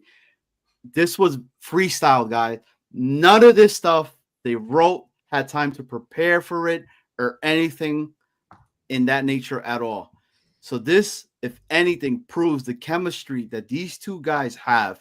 And when they are on their show together, you guys need to go check it out and watch it. I am a guy that is glued to it when they both are on because they go at it and it's awesome. And it's all in good fun as well. So again, chat, who won it? And on the side, that they have amazing like knowledge and everything, but also I would say that they are kings of improv because really, no preparation whatsoever. We're throwing out these situations, and they're flying with these alter egos or personas that we're putting on them. So I sit here and my mouth is like open. I'm like, what? How are they doing this? I have to say, even being like mentioned or even spoke about as it's even close, putting me with Matt O'Leary, being able to come on, Matt, even being on your channel, like I'm gonna say it flat out, like Matt, you're like really up there. Like we're striving to be you, and like it's been an honor and been incredibly flattering to even be allowed to film with you and whatever and work with you and be online with you. Like I feel like sometimes you want to talk about feeling pressure, like the coordinators. I feel pressure because holy shit, I'm doing a show with Matt O'Leary. You know what I mean? Like, so like, how are people not going to notice the difference between you and me? Because you are one of the premier guys. Well, I really appreciate those kind words. Really untrue though, because I do think that you come with very prepared, right? Like you watch film, you know all your stuff, and the passion that you bring to the show is why I love doing it with you, man. When someone in the comments say one thing that ticks you off and you're gonna loose cannon, you're gonna go back at them, and I think that's what makes it such a good back and forth between us. I love doing the show. Yeah, I love that they set us up like this and they're doing this now. But I love that they talked about our chemistry together. That's the most like the greatest thing I could hear because it's like it's so I don't know like just it's not our imagination. Like when we talk about it, guys don't know when we go off the air, this is complimentary each other. And now people are saying that they appreciate the chemistry between us. And it's just warms my heart.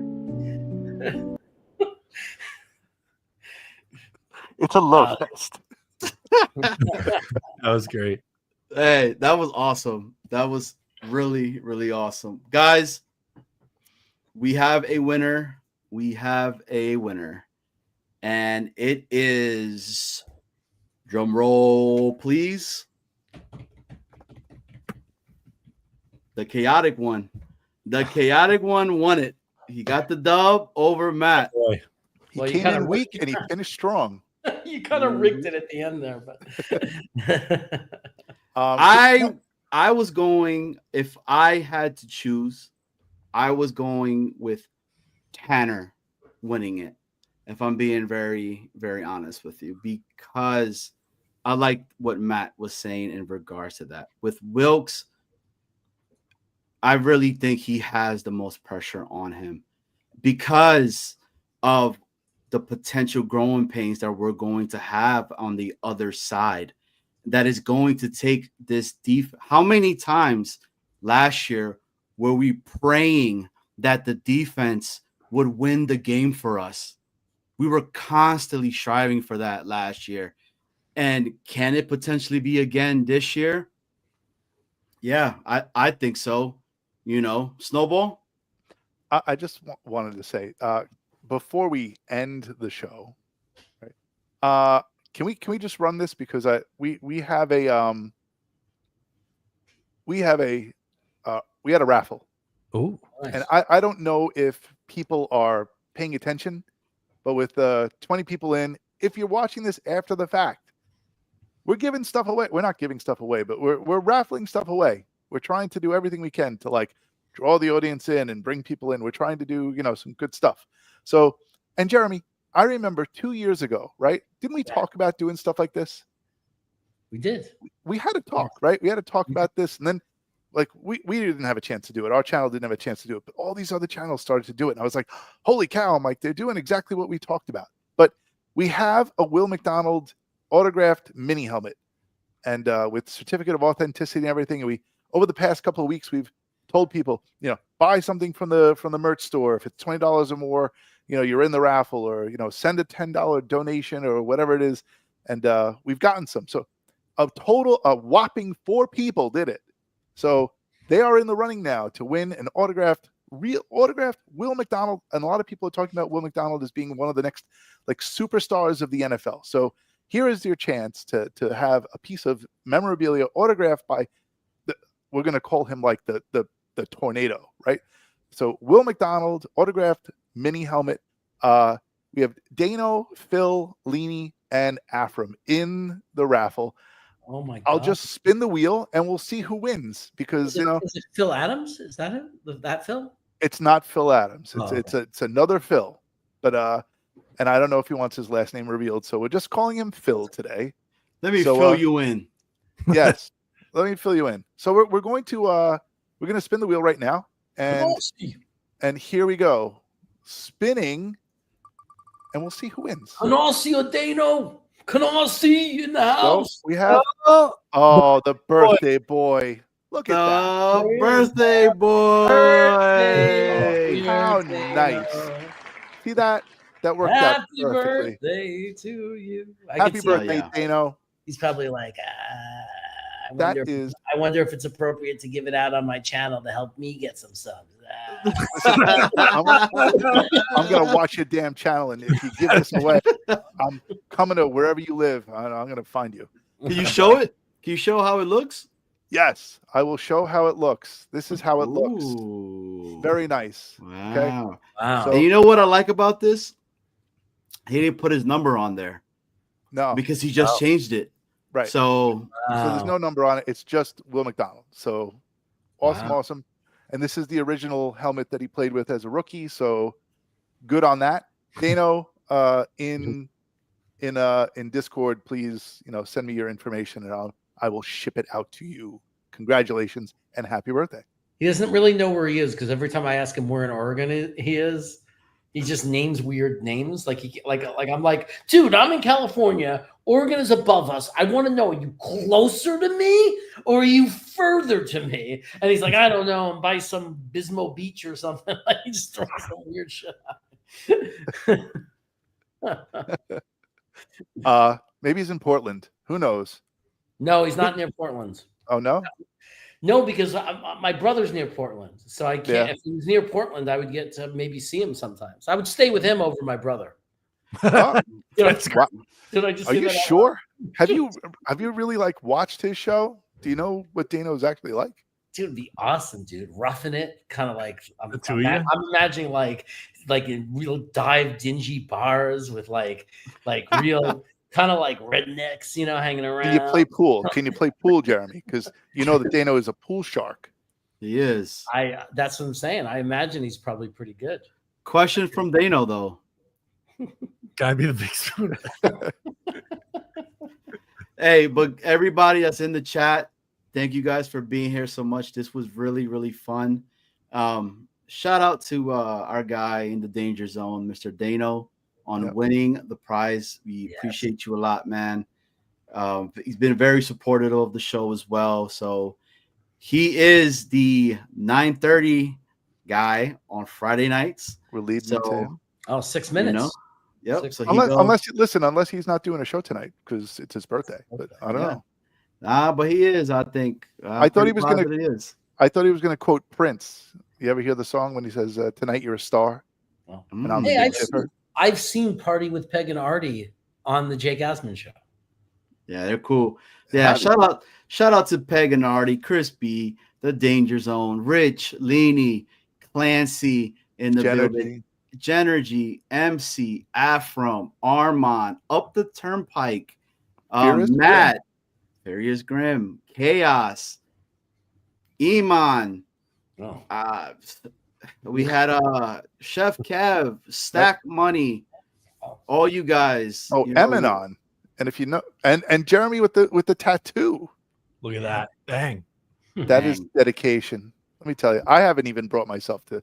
I have a tattoo, and I've not brought myself to put the Jets on my body. But I have to say, Matt, Chaos, when I came up, when myself and Snowball came up with this idea, we instantly said Chaos and Matt would be the perfect duo to come on here and be able to do this. And it was perfect. It was fun. I hope you guys enjoyed it as well. Matt, appreciate you, man, bro. Every single time that I've ever been like, hey, bro, you know, can you come through and stuff like that? You've been more than like, I got you, you know. So that's a huge shout out to you in that. Chaos, same thing with you, man. You've been rocking with us since day one as well. Both of you guys have been. And we're just some young fishes in this big pond. And, we hungry, baby, because we poor and broke right now. So with that being said, Matt, Chaos, what are you guys up to? What's going on with you guys right now? Promote your show. Where can everybody get some more awesome content? Yeah, at Matt O'Leary NY, we're still fighting the good fight against Google right now, trying to get back in, but hopefully that's coming to a close soon. And Jeremy and I's show will be back next week. Usually we do Wednesdays 3 p.m. or 12 p.m. Jeremy's time. A little confusion there sometimes. And the name of your show, just so if there's somebody who has been under a rock. Reality Check. Reality Check. It is Reality Check. It is my favorite thing that I do. Another second favorite thing I do is I do watch game parties with Green Bean Jets fan, and we'll be back tomorrow to do tomorrow's game, the preseason game. And we'll be back together this season along with Frankie from Flatbush. So it's the three of us now. We're a trio. Nice. Frankie brings some really good, information to the show. Like he's able to tell you live in the show what's happening, how much, 11 personnel, 12 personnel, what are we running, basic or, nickel and defense. And he brings a lot of that analysis into the game during the game, which is pretty cool. And then of course, Brooklyn Brothers Food Review, everyone. Brooklyn Brothers Food Review. If anybody hears this and you want to support me, I really appreciate it. The best way you could support me, honestly, the best gift you can give me is a sub to the Brooklyn Brother Food Review channel. And in the chat, say, hey, Jets Chaos, I love you. I'm here because of Jets Chaos. So my brothers, particularly my older brother, doesn't get it in his head that he's the reason we're getting lots of subs. Or you can say you're here because of Jets Worldwide. Either one. Yes, it's fine. You can That'll say work. Jets Worldwide. Yeah, absolutely. Either one will work. Either one makes it very clear who earned us that sub. Exactly. Well, Snowball, Yes. Matt, Chaos, this was awesome. If you guys could just wait for us really quickly, because I would love to pick your brain on something really quickly. Sure. This was awesome. This was fun. Really great time. There's something down here that I have no idea what it is. I put it there. Okay, so No. I Yeah, don't what the hell know. is that? I don't even know how that came in there. What is that? You should click on it and find out.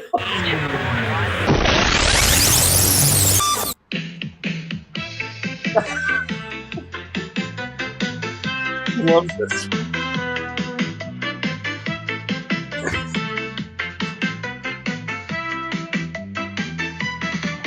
Jets chaos will never die, and this I promise you is no lie. His legend will live on, just like the catcher in the rye. What? His word will be shared in every classroom. Kids will be wearing a Jeremy costume. He has been a Jets fan for over 40 years. So far they have left him drowning in tears. All brakes and no gas. That went as well as looking at Green Bean's ass. Pizza is the weakness from this chaotic storm. That of Frankie, who used to bring the calm, not on Thursdays. With O'Leary, he will tell that dude named Hennessy to go to hell. Reacting to the games on Green Bean's Jets fan. Nick Shine and Dano screaming Jeremy is the man. From Jake Asman to Gunny to Jets Talk 24/7. A New York Jets championship will be pure heaven. Deli, cheesesteak, and Southern barbecue. Jeremy and his brothers on Brooklyn Brothers Food Review. You can never get too much of his bald head. You won't forget his name until you're long dead. Jets chaos will never die. Oh my God. It will never die. It will ever die. It just won't die. Jets cast will never die. It will never die. It won't ever die. It just won't die. I can't believe you played the whole thing. Look at that. We lasted the entire time.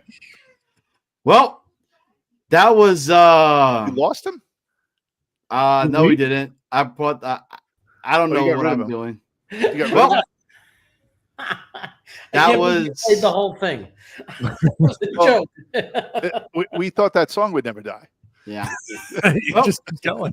With that being said, this was just worldwide, and this is our out.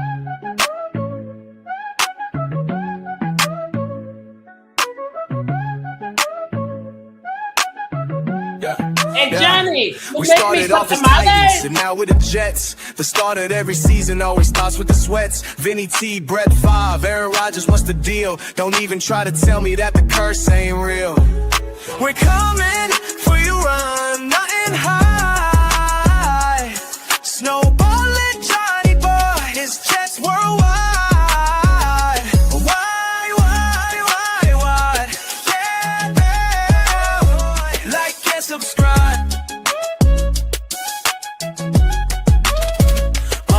But fumble, fail, Mary, choking Fitzpatrick. The end of every season is always tragic. Doug Bryan missed, everybody got pissed. Super Bowl seasons ended with just one twist. 15 years without the playoffs. Is Aaron Glenn legit? We're the friggin' New York Jets and we're built for the shit. We're coming for you real and high. Snowballing Johnny Boy is Jets worldwide. Yeah, like and subscribe.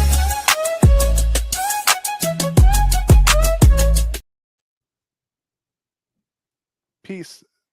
We were supposed to end. It was supposed to end. Did it end? And I don't think it ended. We're still end. live. We're We still never live, baby. go away. End it before the 2 hours. I'm trying. You know what? Can't. Oh, now we'll do it. Bye, everyone. See you later.